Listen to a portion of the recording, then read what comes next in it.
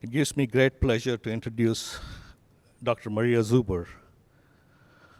Dr. Zuber is Vice President for Research at Massachusetts Institute of Technology, MIT, where she is responsible for research, administration, and policy, including research relationships with federal government.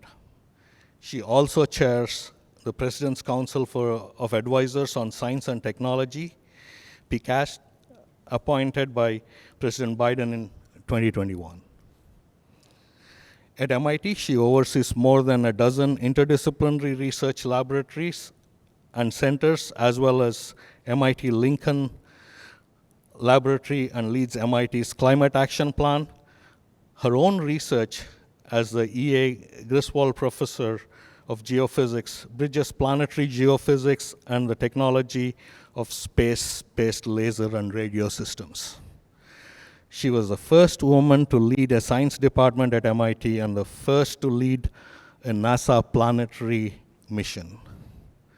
She was appointed to the National Science Board under both the Obama and Trump administrations, chairing the board from 2016 to 2018. On a more personal note, as my Accelerate Kentucky colleagues began our work with MIT Labs several years ago, Dr. Zuber was an enthusiastic supporter. On a trip that Kentucky innovators made to MIT in fall 2017, when we first met with the MIT REAP team, Dr. Zuber told the Kentucky cohort, "I don't want to do anything for Kentucky, but if Kentucky is working on something that we can be helpful with, we would do anything we could." True to her words, when we launched Accelerate Kentucky in late 2021, Dr. Zuber joined us virtually to offer her enthusiastic support. And today, as we hold our first ever MI2 annual conference to talk about the factory of the future, I can thank for no more appropriate an opening keynote.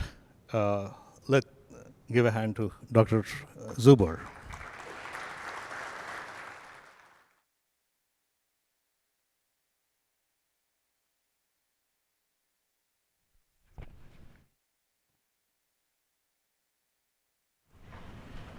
Okay, all right. Thank you so much. Let me get my computer set up here. Okay. I am absolutely delighted to be here with you today. And I think over the course of my comments, I hope that you will understand why. This is a really momentous occasion for all of you today. It's the one-year anniversary of the Materials Innovation Initiative. Congratulations, you've gotten through infant mortality. That's always important. And really, this state and the entrepreneurs in this state have been real trailblazers. So up at the MIT Sloan School, we have a regional entrepreneurship and acceleration program. And as you heard, Kentucky was right there at the beginning, being our crash test dummy, so to speak, on how to work with areas that want to do better, want to help themselves, and need partnerships. And part of what I'm going to convey here is the importance of partnerships, the importance of all kinds of partnerships. So the initial trip that the Kentucky group took up to MIT led to the nonprofit Accelerate Kentucky, which is doing extremely important things, as you will hear over the next couple of days. And this has been, it's been sufficiently successful that I know the REAP program is reaching out and signing other groups involved. So we really hope to learn quite a bit from what you're accomplishing and what you're teaching us. So in this talk today, I'm going to try to accomplish three things, okay? First of all, we're going to talk about some of the technological innovations that are going to define the factory of the future. We'll look at some examples. There's an infinity of ideas, but we'll just focus on some interesting ones, of which there are many. We will also hit head-on the challenges that we all need to overcome in order to be sure that the benefits that are gained can be shared geographically with those who want to step up and work and be involved. And the third thing we want to accomplish is try to convey to all of you why it's so important for us to collaborate across sectors to succeed. And MIT, we're down here helping you, but I want you all to understand that in the successes and the failures that you have, you are helping us understand these ecosystems and what works. So you are helping us every bit as much as we are helping you. So now a little bit about my own involvement in this program and why the success I have here, the success that you're having here, is personally important to me. When the Kentucky group came up to MIT, first of all, we did a little workshop, and I had the pleasure of doing a fireside chat with Rusty Justice from BitSource. And afterwards, Rusty and I hit it off, and Rusty says, well, have you ever been to Kentucky? And I says, yeah, well, actually, sort of. I actually went to Cincinnati once, and I didn't realize that the Cincinnati airport actually is in Kentucky. So from my hotel in Cincinnati, I went running, and I went across the bridge to Covington so that I could say I was at Kentucky, so I could add another state to the list of places that I visited. And Rusty said to me, no, you have to come and really visit us in Kentucky. I think that you'll like the people and you'll like what you see, and so that's why I'm here. Okay, so thank you, Rusty. It's been a fantastic partnership that we've had, and so great to see you again. Now the reason that I got to interview Rusty is a little bit about my heritage. Okay, so I grew up in eastern Pennsylvania at the place on that. This is a map of coal deposits in Pennsylvania, and that star is where I grew up. It's Summit Hill, Pennsylvania, and it's anthracite country. So in fact, the town that I grew up in was the location where the whole anthracite coal deposits were discovered in eastern Pennsylvania. So the place where I grew up had a very vigorous mining industry. Both my grandfathers were coal miners.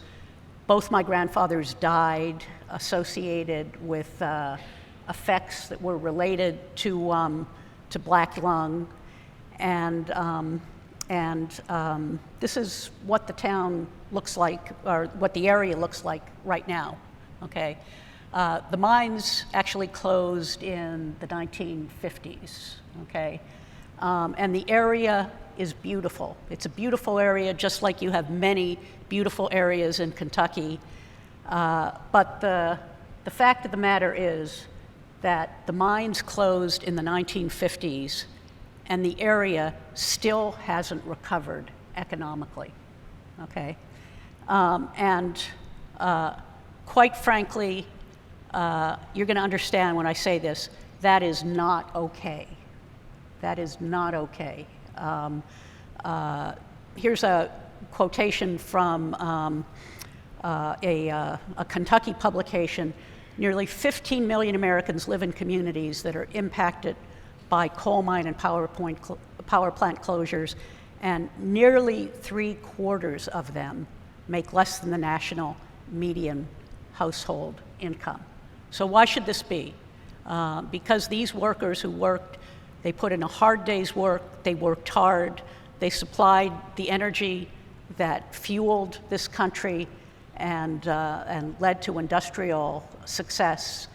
And the people who did this hard and honorable work, by and large, are not sharing in the success that this country has had, okay?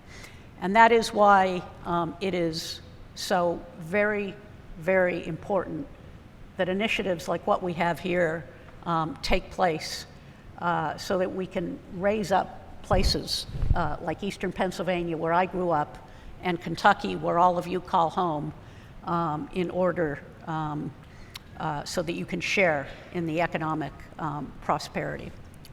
So as was noted in the introduction, my other role, other than being Vice President for Research at MIT, is I chair President Biden's Council of Advisors on Science and Technology, and we're a group of independent scientists or technologists.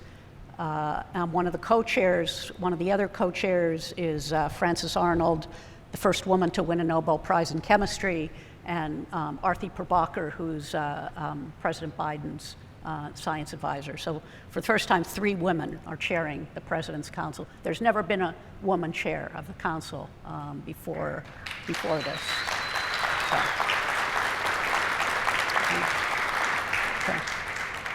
So I also want to say that under President Trump, I chaired the National Science Board, which is the other presidentially appointed committee, and 2 women, chair and the vice chair for that, were both women, and it was the first time women held that role as well. So we need to give equal credit to the other party in terms of appointments.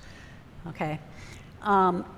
Now, what we do in PCAST is we write reports and we give advice to the president, and you know, don't know what your politics is, but whenever we see President Biden, we have to be able to tell him how what we're recommending is either going to protect Americans or how the science and technology that we recommend is going to cause economic advantage for Americans. And 2 of the studies that we've done, one has been on growing the biotechnology and biomanufacturing industry. Another one is how is the United States going to take maximum advantage of the CHIPS and Science Act that was passed, okay?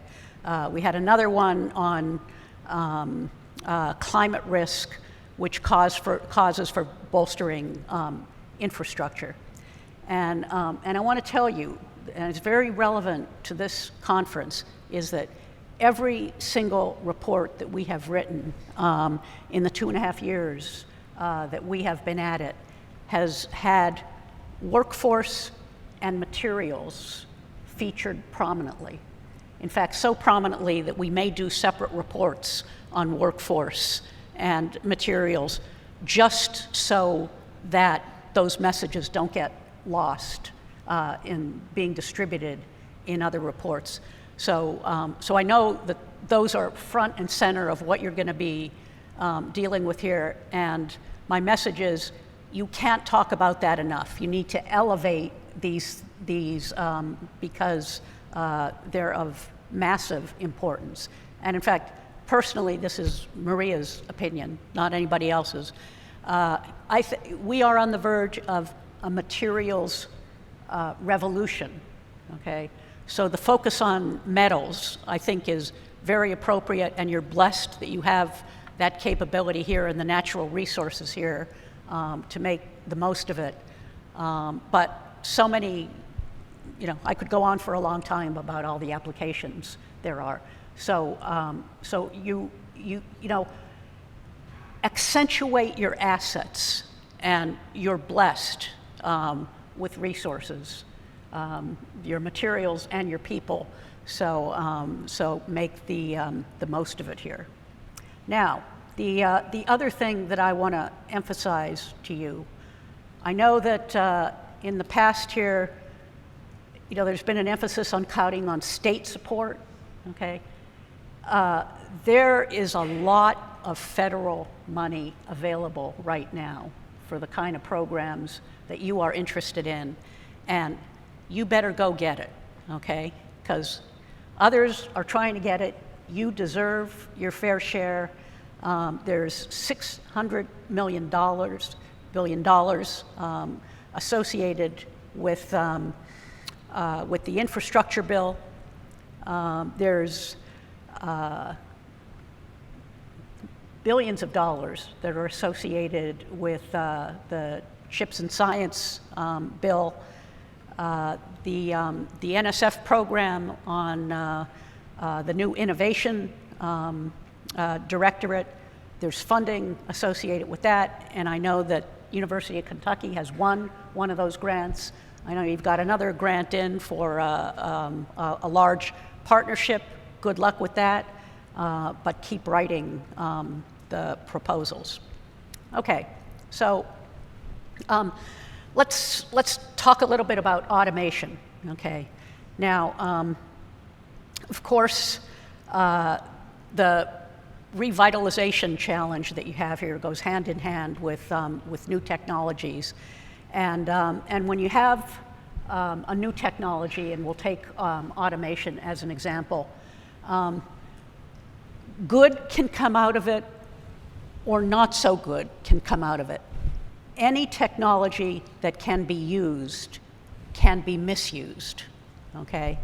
That's not an excuse to not do anything because it might be misused. The key is to understand it so well and make so much use of the good for it that it damps out any of the negatives that come associated with it. So as far as the factory of the future goes, automation, if used right, it's going to improve productivity. It's going to engage workers in new ways. It's going to decrease the number of repetitive motion injuries that you see in your workforce, and it's going to make all of your workers more productive, and it's going to make your factory more profitable. If it's misused, you're going to become less productive. It's going to devalue workers. It's going to eliminate jobs, and the decision on which way it goes are being made now within companies, okay? And I think this gets into the topic of how do we define what it means to have shareholder value, and there's a lot of push right now to make sure that shareholder value includes how you treat your workers. It's not just quarterly profits, and so with a new emphasis on that from chambers of commerce, hope that there can be some real positive progress there. Okay. Materials design and additive manufacturing. So additive manufacturing used to be prototyping, okay? Additive manufacturing is much, much more now. It's become mainstream. It's the manufacturing process used to make many high-performance products.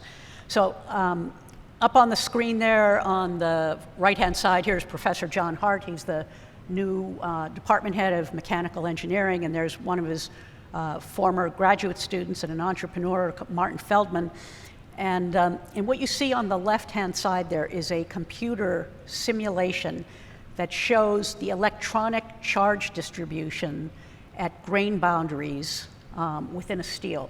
So they're designing something called cyber steel, okay, which has very agreeable properties. The Navy is interested in this steel because they're trying to create a non-magnetic steel that has a cloaking effect, which makes their ships more difficult to detect by adversary radars. Okay, but there are many other uses for materials like this, and additive manufacturing is a big part of how we get that done. Now, Martin there, our graduate student, had a quote in the MIT News that said, "The only thing I'm 100% sure of is that the highest value applications for additive manufacturing have not been found." Okay, so it just underscores the range of opportunities that exist. Okay, let's talk about what work looks like.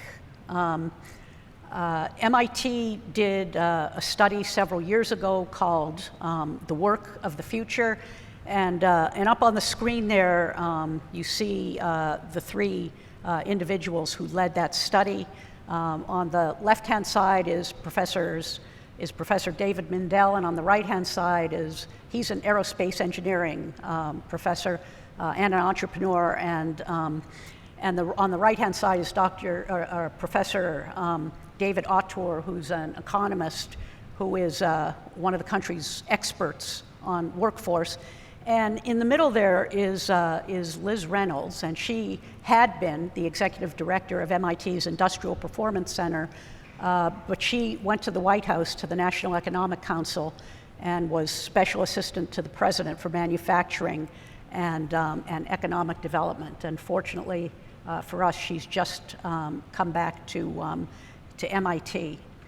And one of the things, we're going to talk about the results of this report, but one of the high-level things that this report found, and this is very relevant to the comment that I made a few minutes ago about automation, is industrial workers need to actually be directly engaged in what the factory of the future looks like, okay? They're the ones who have an understanding of where efficiencies can take place, and that the designs of the factories are going to be better with the workers directly involved. And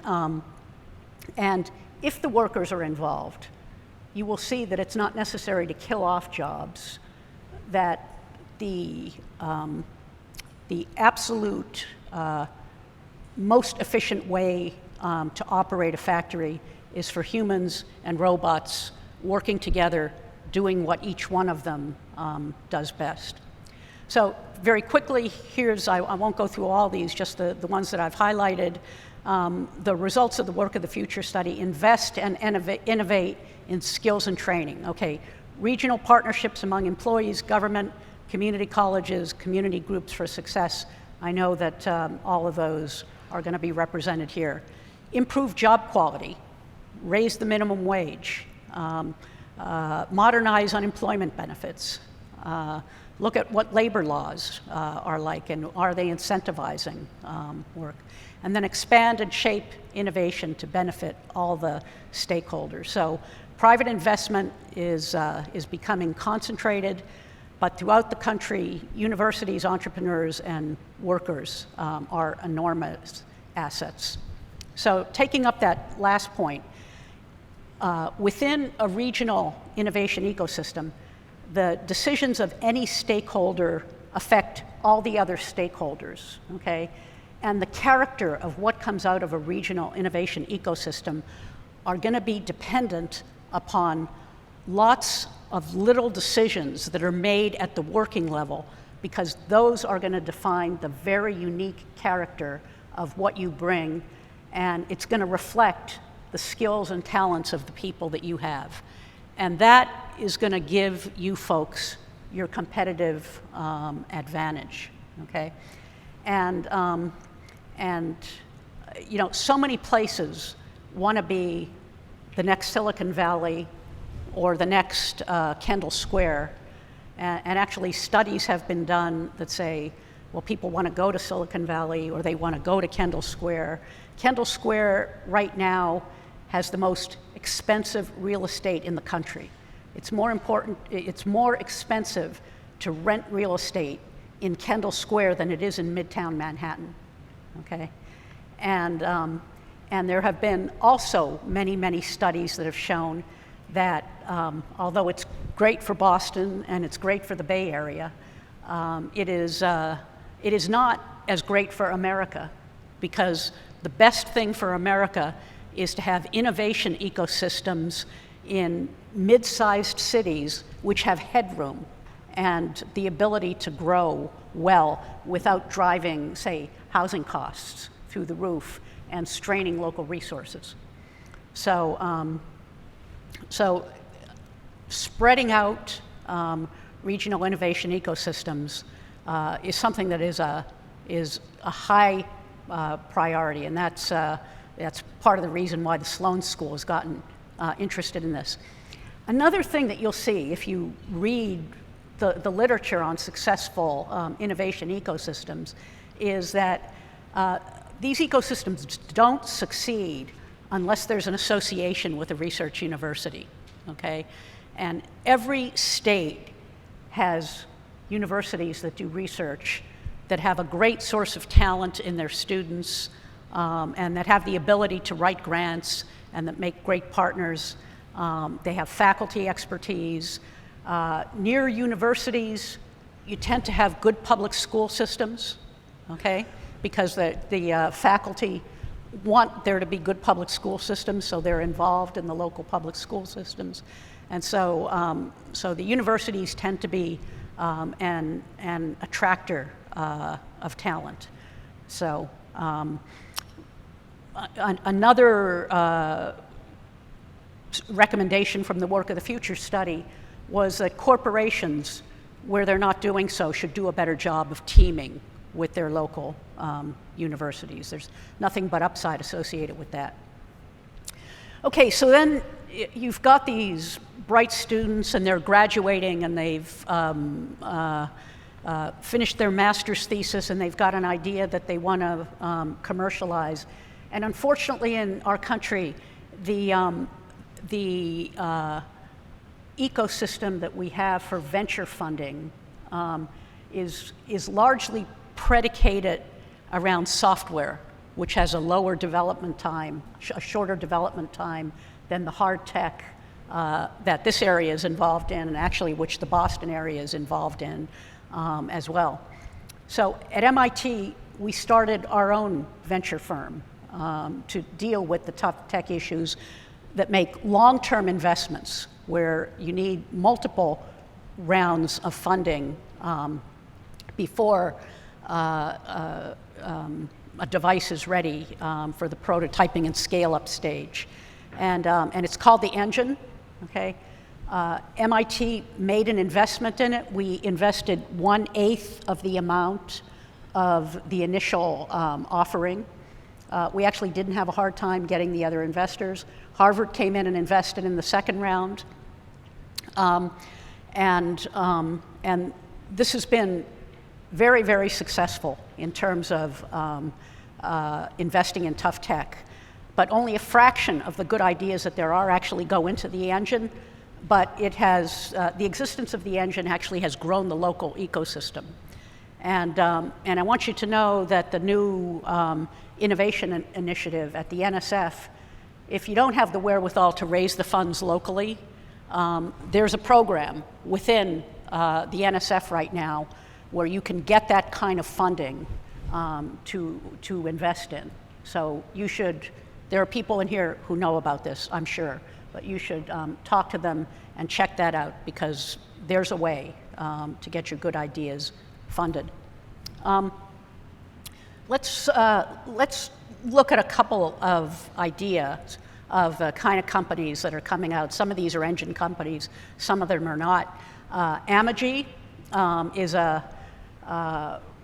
company that's spearheaded by some recent PhD alumni at MIT, and their technology is based on cracking ammonia to liberate hydrogen, and they want to use hydrogen in fuel cells on ships. Okay, 24M is a business, they're making lithium-ion batteries, but they, in the manufacturing process, they're gooey electrodes, which is a novel way of making a lithium-ion battery, but it actually simplifies greatly the manufacturing process. So we'll see how that works out. And then Form Energy is an engine company, and it's developing an iron-air battery which actually is for long-term storage in the grid, not the day-to-day, but several days, okay? And the advantage of an iron, so a lot going on in battery technology, and the thing about the iron air battery is that we need to move from rare, expensive metals, okay, to common earth materials, okay, and iron and air are pretty common, okay, so,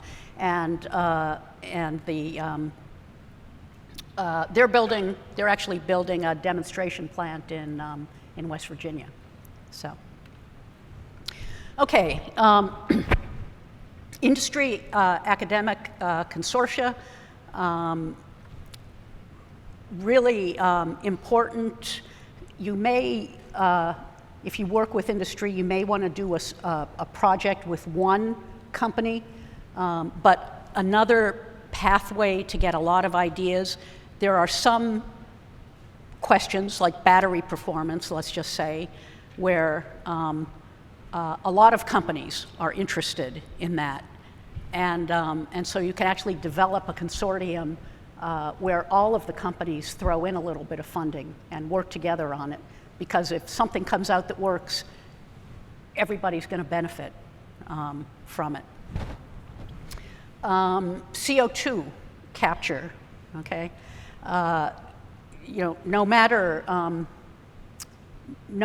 how fast the uptake in renewables is, no matter if we get small modular nuclear fission reactors going, no matter if we even get fusion reactors going, with the rate of CO2 accumulation in the atmosphere, we're going to have to take CO2 out of the atmosphere.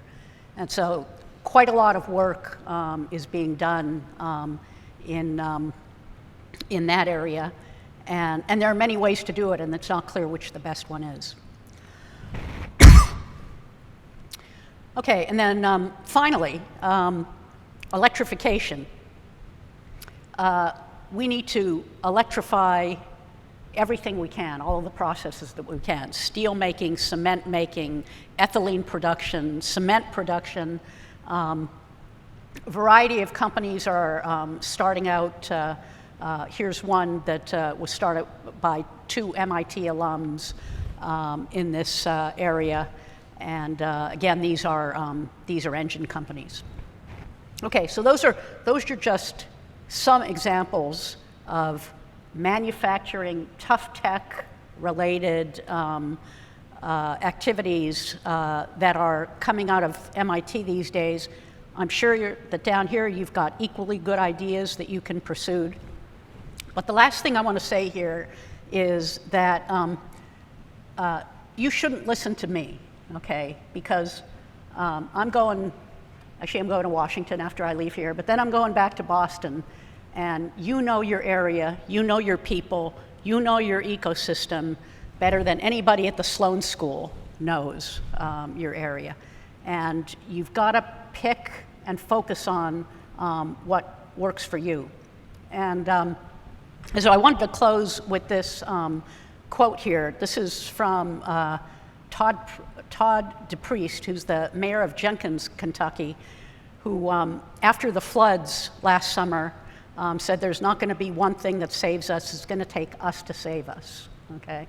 So you're going to have to, you know what your assets are, you're going to have to figure out how to help themselves.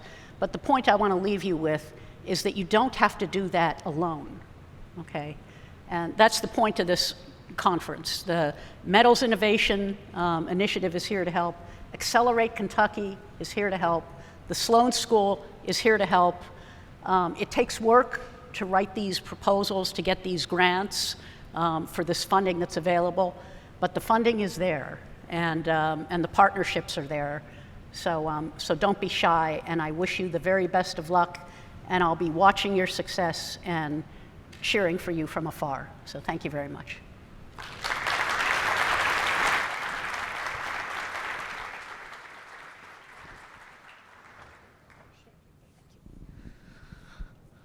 Thank you so much, Maria, for your insights from MIT and from the White House, especially from the opportunities available in our time and the crucial role of materials and metals and all the work that the government and the industry is putting together. And more than that, I appreciate your words of cooperation. MIT's cooperation has been very helpful for our state, especially in this time where the opportunity is paramount. Appreciate it. Thank you very much. Big hand for her.